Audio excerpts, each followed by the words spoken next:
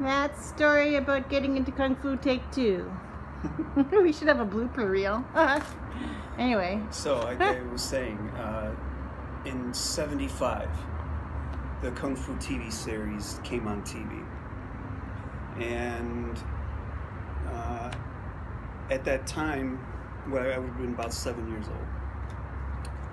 At that time, you know, growing up in a house with 2 older brothers, you know, I was getting, one of them in particular was picking on me and wasn't real nice to me as a youngster.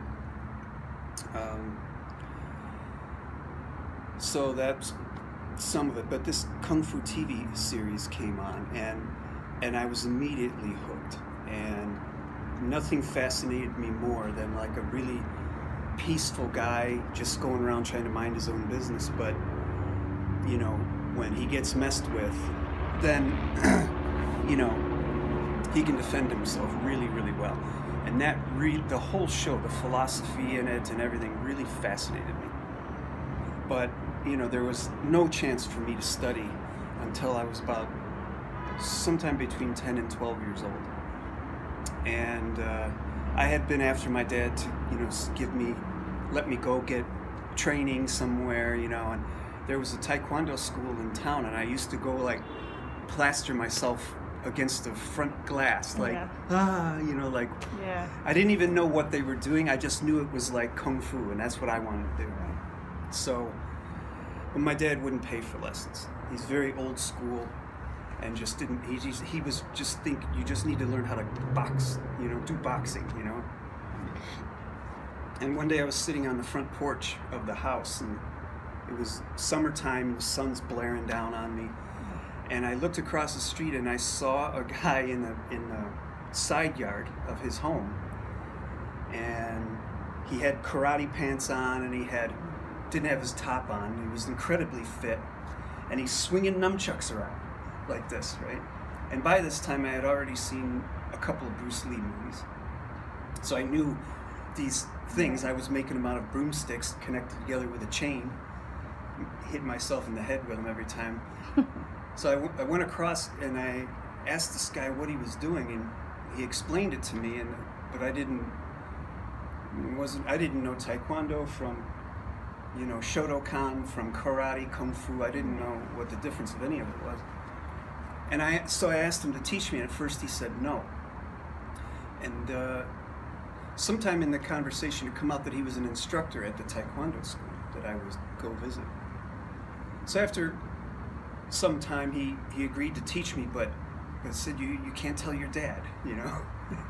And I was like, okay. So I started to learn Taekwondo in his backyard, and that went on a couple of years, and then I don't remember when exactly, sometime during high school, early high school, maybe 7th, 8th grade, sometime in there, I was fighting a lot, you know, because I was an angry young man.